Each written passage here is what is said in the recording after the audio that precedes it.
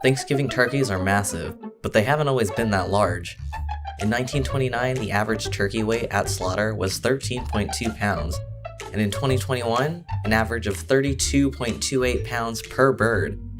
This is because in the 1940s, farmers began breeding turkeys to have huge breasts. The birds just kept getting bigger and bigger, and in 2003, a group of researchers compared turkeys that hadn't been affected by selective breeding with modern turkeys who had. And after 3 weeks on the same diet, modern turkeys weighed nearly twice as much. These modern birds are so large they can't stand upright, or fly, or even reproduce naturally. So this Thanksgiving, give thanks to artificial insemination, or pay a premium for a heritage bird. Happy eating!